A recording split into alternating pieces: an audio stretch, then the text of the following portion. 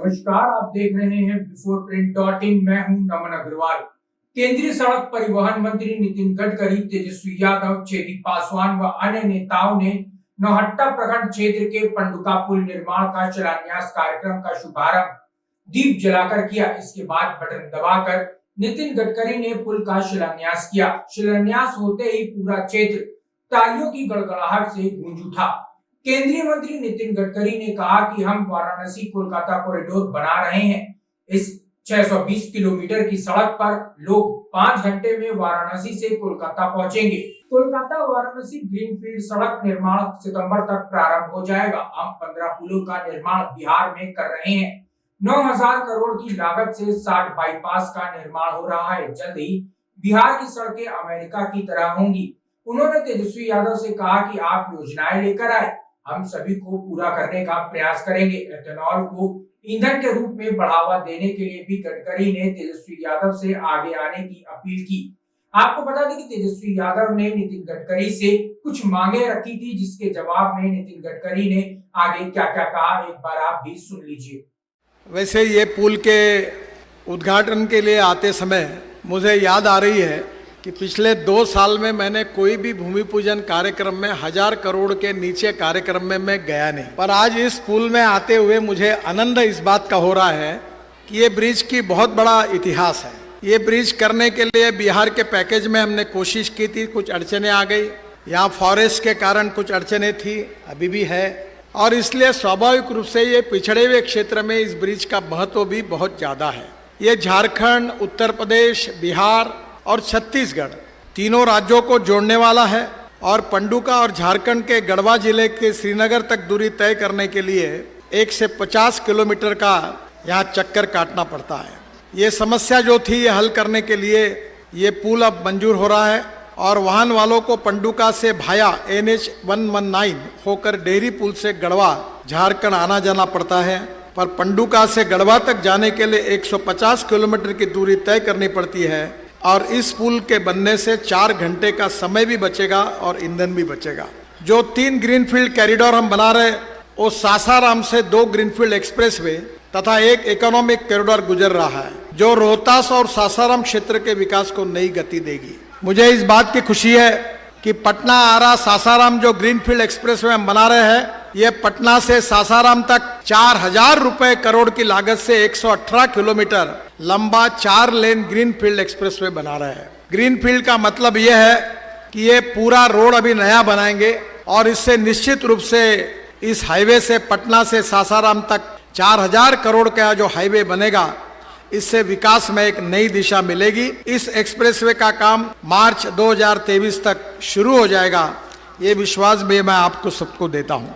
यह कॉरिडोर पटना के गोनवा, पटरी, रामतरी, आरा जिले के कायमनगर, बामपाली, असनी, भोजपुर जिले की गढ़नी, उद्वंत नगर, तराड़ी और रोहतास जिले के गंगोली, अखोड़ी गोला, सूरा से होकर सासाराम तक बनेगा। यह कॉरिडोर जो बात की गई है, ये पूर्वांचल एक्सप्रेसवे के रास्ते वाराणसी, प्रयागराज तथा लखनऊ और दिल्ली एवं कलकत्ता के लिए भी एक नई कनेक्टिविटी आप सबको या विशेष रूप से सासाराम जिले के लोगों को मिलेगी। इस बात की मुझे बहुत खुशी है। हम वाराणसी से कलकत्ता एक ग्रीनफील्ड हाईवे बना रहे हैं, जिसकी लागत 40,000 करोड़ रुपए है। ये भी ग्रीनफील्ड है। जो 620 किलोमीटर 6 लेन का एक्सिस कंट्रोल एक्सप्रेसवे बना रहे हैं, जो वाराणसी से कोलकाता की सफर 12 घंटे लगती है, वो 5 घंटे में हो जाएगी। ये विश्वास मैं आप सबको देता हूँ। इसमें बिहार में 10,000 करोड़ की लागत से 163 किलोमीटर का कॉरिडोर बनेगा और यह कॉरिडोर उत्तर प्रदेश के चंदौली से शुरू होकर मुगलसराय, बिहार के भभुआ, कैमूर, रोहतास, सासाराम, औरंगाबाद, गया और झारखंड के चतरा, हजारीबाग, रामगढ़, बोकारो तथा पश्चिम बंगाल के पुरुलिया, बांकुरा, पश्चिमी मेदिनीपुर, हुगली होकर हावड़ा जाएगा और इस ग्रीन फील्ड्स पर बनाकर खड़गपुर को भी जोड़ा जाएगा और इसका भी काम सितंबर 2023 तक शुरू हो जाएगा। फिर जो चौथा जो है वो इम्पोर्टेंट है, वाराणसी औरंगाबाद चोरदहा इकोनॉमिक कॉरिडोर। ये 5,000 करोड़ की लागत से 262 किलोमीटर 6 लेन लंबा वाराणसी औरंगाबाद चौरदा इकोनॉमिक कॉरिडोर बनाया जा रहा है। इस कॉरिडोर की लंबाई उत्तर प्रदेश में 57 किलोमीटर तथा बिहार में 135 किलोमीटर है। 192 किलोमीटर में काम चल रहा है, जो दिसंबर 2023 में पूरा हो जाएगा और 70 किलोमीटर का काम अवार्ड कर दिया जाएगा। बिहार में 2024 समाप्त होने तक हम लोग 3 लाख करोड़ रुपए के काम पूरे करेंगे। यहाँ की नदियाँ बहुत बड़ी बड़ी है और मुझे मालूम है कि इसके कारण आपको बहुत तकलीफ होती है और इसलिए ब्रिज पर खर्चा भी होता है तो भी हम करेंगे। करीब 9,000 करोड़ की लागत से हम 60 बाईपास निर्माण कर रहे हैं और निश्चित रूप से मैं आपको इसमें पूरी मदद करूंगा। जो 2002 से 2014 तक 687 करोड़ रुपए सीआरएफ में दिए गए हैं और 2014 से 2022 तक करीब 3200 करोड़ रुपए के काम मंजूर हुए हैं। मैं आज नई घोषणा कर रहा हूं और आपसे अनुरोध करता हूं कि मैं आपको फिर से एक बार 400 करोड़ रुपए के फ्लाईओवर आरओबी नए से बनाने के लिए सीआरएफ में मंजूरी दे रहा हूं, जिसकी लिस्ट आप जल्दी भेज दीजिए। वर्तमान में जो कार्य चल रहे हैं उसका यूटिलिटी सर्टिफिकेट आने से हम लोग और योजना आपको निश्चित रूप से मंजूर करके देंगे और ये आरओबी की एक लिस्ट पहले आई है, वो हमने मंजूर किए। आगे भी कोई होगा तो उसमें निश्चित रूप से आपको मदद करेंगे। मैं ये मानता हूं कि रास्ते के विकास से जनता का विकास होता है। मैं अक्सर मेरे ऑफिस में मैंने American president John F Kennedy के इस वाक्य को लिख कर रखा है और मैं बार बार लोगों को उसको बताता हूं। जॉन एफ कैनेडी जी ने कहा था कि American roads are not good because America is rich, but America is rich because American roads are good. America धनवान है, इसके कारण अमेरिका के रास्ते अच्छे नहीं हुए, तो अमेरिका के रास्ते अच्छे हुए, इसके कारण अमेरिका धनवान हुई। और इसलिए बिहार को धनवान बनाने के लिए एक तरफ रोड अच्छे बन रहे हैं। मैं ही मंत्री था नमामि गंगा का, जलमार्ग का। वाराणसी से हल्दिया तक मैंने जलमार्ग बना दिया, 3 मीटर का उसमें ड्राफ्ट है। तो जलमार्ग भी है, रास्ते भी बन रहे हैं और यहाँ के गांव और गरीब और मजदूर और किसान के लिए मैं ट्रांसपोर्ट मंत्री के नाते मैंने नई योजना भी एक लाई है, जिसका मैं जिक्र आपके सामने करने वाला हूँ। बिहार में 1,10,000 करोड़ की लागत से केवल 10 ग्रीन फील्ड यानी जो रोड अस्तित्व में नए रोड हम बना रहे हैं और इसका जो कार्य है रक्सौल से हल्दिया ग्रीनफील्ड एक्सप्रेसवे 692 किलोमीटर 6 लेन 40,000 करोड़, गोरखपुर से सिलगुड़ी ग्रीनफील्ड एक्सप्रेसवे 25,000 करोड़ जो 520 किलोमीटर 6 लेन है, वाराणसी से Calcutta 30,000 crore 612 kilometre 6 lane, Patna Ara Sasaram greenfield expressway 4,000 crore 118 kilometre, Patna से Bettiah greenfield expressway 6,500 crore 165 kilometre, Bakarpur से Dumaria greenfield expressway 2,200 crore 92 kilometre, greenfield Patna ring road 11,000 crore जो 100 किलोमीटर का 6 लेन रोड है। ये 13 हाईवे में बिहार में बना रहा हूं, जिसकी कीमत 1,10,000 करोड़ रुपए है। पर आप चिंता मत करिए, मैं भले करोड़ों में बात करता हूं पर हिंदुस्तान का कोई भी पत्रकार मुझे ये सवाल पूछ नहीं सकता। मैं जो बोलूंगा वो करके दूंगा और जो करूंगा वही बोलूंगा। जैसे अभी तेजस्वी जी ने कहा कि मेरे पास ये पूरे रोड के डिटेल से ये कहाँ से जाने वाले हैं, मैं अभी ऐसा करूंगा कि वेबसाइट पर ये पूरा डाल दूंगा ताकि हमारे सभी पत्रकार भाइयों को ये मिले। मैं और एक बात आपको कहूंगा विशेष रूप से तेजस्वी जी को कि बिहार में जलमार्ग बहुत अच्छा है और जब मैं मंत्री था तब मेरा सपना था कि मैं पटना में हवाई जहाज को पानी पे उतारूं।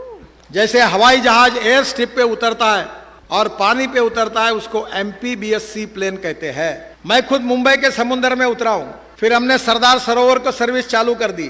अब स्पाइस जेट ने 100 विमानें खरीदी की है, मैंने नियम बना दिए हैं। अब इसके बाद में गुवाहाटी में ब्रह्मपुत्रा में पानी पे जल्दी उतरने के लिए जाने वाला हूं विमान में बैठकर। मेरा आपसे अनुरोध है कि ये जो फ्लाइंग MPBS सी प्लेन है, वाटर प्लेन है, इसकी शुरुआत बिहार में करा दो ताकि अगले बार मैं आऊंगा झारखंड में तो इसी नदी के पानी में उतर जाऊंगा, यही डायरेक्ट पहुंच जाऊंगा। जब हमारे एविएशन मंत्री जी को मैंने कहा कि तुमने इसका कानून जल्दी बनाओ तो जरा देरी हुई, तो मैंने कहा देखो मैं जिसको आप MPBS सी प्लेन कहते हैं उसको मैं फ्लाइंग बोट कहता हूँ, हवा में उड़ने वाली बोट। और तुम अगर जल्दी नियम नहीं बनाओगे तो मैं शिपिंग मंत्री के होने के नाते जल्दी बनाऊंगा।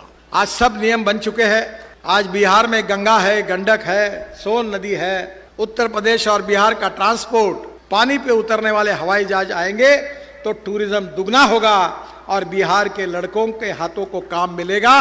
यही हमारा सबका सपना है। अभी जो मैंने हल्दिया से वाराणसी बनाया वो पूरा हुआ है।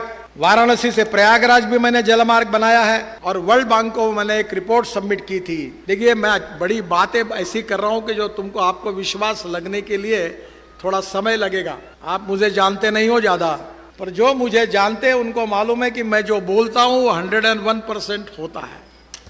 इसलिए आप विश्वास रखिए कि जलमार्ग के तरफ भी बिहार की सरकार की ओर से तेजस्वी जी आप ध्यान देंगे तो रोड से जाने के लिए अगर 10 रुपए खर्चा होता है, रेलवे से जाने के लिए 6 रुपए लगता है, तो पानी से जाने के लिए केवल 1 रुपया लगता है। और मैंने जो रोड बनाया है वो सोनीपत, पानीपत से यमुना से डायरेक्ट दिल्ली से मथुरा, मथुरा से आगरा, आगराबाद से इटावा, इटावा से प्रयागराज, प्रयागराज से वाराणसी और वाराणसी से हल्दिया और हल्दिया के बाद बंगाल की खाड़ी और वहां से ब्रह्मपुत्रा और ब्रह्मपुत्रा से आगे मैंने जलमार्ग बनाया है। तो मैंने बांग्लादेश के प्रधानमंत्री जी के स्पेशल रिक्वेस्ट पर वहां जो मुंगली पोर्ट है वो 250 किलोमीटर बांग्लादेश में घुसकर मैंने जलमार्ग बना के दे दिया है। तो पूरा दिल्ली से सोनीपत से नॉर्थ ईस्ट के लिए नहीं, केवल कलकत्ता हल्दिया तक नहीं, तो south east Asia, Indonesia, Malaysia, China तक ये जलमार्ग जाएगा और इसमें काफी तरक्की होगी और बिहार, झारखंड, उत्तर प्रदेश, यहाँ के लोगों को नए रोजगार मिलेगा। इतना ही नहीं, तो मैंने कार्गो परिवहन के लिए गंगा एवं उसकी सहायक नदी गंडक वहां भी जोड़ने के बारे में जलमार्ग बनाकर उसका डीपीआर बना के रखा है। मेरी आपसे रिक्वेस्ट है कि निश्चित रूप से इसके तरफ आप जरूर ध्यान दीजिए। कालूघाट में इंटरमोडल टर्मिनल बन रहा 80 करोड़ का। इतना ही नहीं तो रो रो टर्मिनल, रो रो पैक्स बन रही है, जहाँ ट्रक और बसें जहाज में डालेंगे उधर पहुंच जाएंगे। तो विशेष रूप से ये भी विषय के तरफ आप ध्यान दीजिए। नमामि गंगा में मैंने बिहार को 6000 करोड़ रुपए दिए थे, पटना के लिए 7 प्रोजेक्ट दिए थे और मैं चाहता था कि गंगा शुद्ध हो, अविरल हो, निर्मल हो। और जब मैं कुंभ में आया था तो पानी बहुत अच्छा था। मैं आज ये भी आपसे अनुरोध करूंगा कि ये नमामि गंगा के प्रोजेक्ट का भी आप और नीतीश कुमार जी दोनों के मार्गदर्शन में रिव्यू करिए, ताकि ये भी काफी बड़े प्रोजेक्ट हो जाएंगे। आखिरी में मैं रिक्वेस्ट आपको भी करता हूं, जनता को भी करता हूं। मैं किसान हूं, मैं उद्योगपति नहीं हूं और मेरे क्षेत्र में मैंने 15,000 युवाओं को रोजगार दिया है। मैं 3 चीनी मिलें चलाता हूं और आपका जो राइस से जो हस निकलता है उसको क्या कहते हैं आप? हस को हुसी, मुसली, उससे मैं 80 मेगावाट बिजली तैयार करता हूं। तुम्हारे जिले को लगती होंगी उतनी बिजली तैयार करता हूं।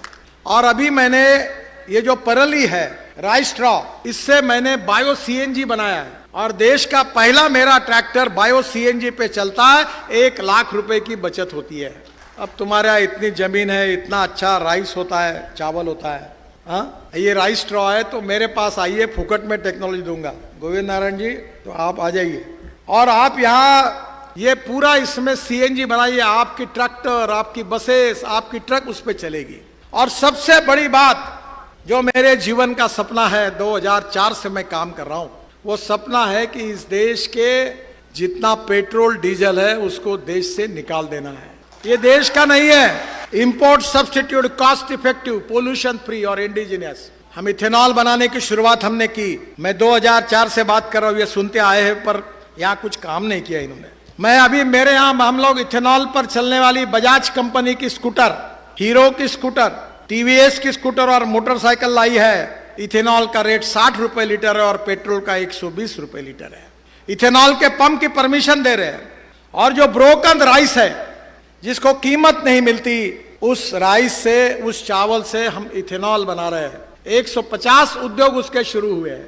तेजस्वी जी, यहाँ पूरा चावल होती है, चावल से इथेनॉल तैयार होगा तो इनके चावल को अच्छा भाव मिलेगा। अब देश में 450 करोड़ लीटर इथेनॉल केवल तैयार हो रहा है। हमारे देश में केवल पेट्रोल में डालने के लिए 20% के लिए 1000 करोड़ लीटर चाहिए। मैंने अपने घर पर इथेनॉल पर चलने वाली टोयोटा की गाड़ी कैमरी मेरे घर में है। जिसको डाउट है वो मेरे घर पर आओ, इथेनॉल के गाड़ी में घूमो, एयर कंडीशन गाड़ी है टोयोटो की, आपको पता ही नहीं चलेगा कि आप मर्सिडीज गाड़ी में किस में है। मेरे घर पर पानी से हाइड्रोजन निकालकर हाइड्रोजन पर चलने वाली टोयोटो की गाड़ी है जिसका नाम है मिराई। मिराई यानी भविष्य। और ये हाइड्रोजन पर चलने वाली गाड़ी इतनी सुंदर है कि तेजस्वी जी आप अगले बार आओगे तो हाइड्रोजन के गाड़ी में आपको चक्कर लगाऊंगा। और ये मैं क्यों कह रहा हूं कि ये हाइड्रोजन आप तैयार कर सकते हैं, किसान तैयार कर सकते हैं, बिहार के किसान तैयार कर सकते हैं। ये इथेनॉल आप तैयार कर सकते हैं। 16 लाख करोड़ का इंपोर्ट हो रहा, आयात हो रहा है पेट्रोल डीजल की। अगर ये पैसा अगर किसानों के घर में जाएगा, इनके बेटों को रोजगार मिलेगा, तो हमारा किसान केवल अन्नदाता नहीं ऊर्जादाता बनेगा। और जिसको चाहिए टेक्नोलॉजी मेरे पास आ जाओ, सब सक्सेसफुल है। भारत सरकार ने स्वीकार किया है अगर बिहार में आ जाएगा तो बिहार में लाखों करोड़ गांवों में जाएंगे और यहाँ के किसानों को सही कीमत मिलेगी। अब कौन से मक्के से इथेनॉल बनता है। और ये बिहार में बीच में काफी बड़े प्रमाण पर यह प्रयास हुआ कि पुरानी सरकार में भी कोशिश की। शहनवाज हुसैन मेरे पास बार बार आते थे, काफी प्रोजेक्ट मंजूर हुए हैं। मैं तेजस्वी जी से अनुरोध करूंगा कि ये विषय की तरफ आप ध्यान दीजिए। बिहार इस देश का समृद्ध, संपन्न और शक्तिशाली राज्य बनेगा, ये मेरा विश्वास है। कम से कम 4 लाख 5 लाख करोड़ रुपए गरीबों के घर में जाएंगे। इंपोर्ट खत्म होगा, प्रदूषण समाप्त होगा, किसानों को अच्छी कीमत मिलेगी और गांव के जवान लोगों के हाथों को काम मिलेगा। और हमारा किसान केवल अन्नदाता नहीं ऊर्जादाता बनेगा। ये धान का कटोरा है पर हमारे देश में चावल को कीमत नहीं। चावल सस्ता है, गेहूं सस्ता है, ब्रेड बिस्किट महंगे हैं, गन्ना सस्ता है, शुगर भी हालत खराब है। हमारे देश में टमाटर सस्ता है, सॉस महंगा है, संतरा सस्ता है, जूस महंगा है। मैं किसान हूं और मेरे यहाँ अभी 50,000 एकड़ गन्ना है।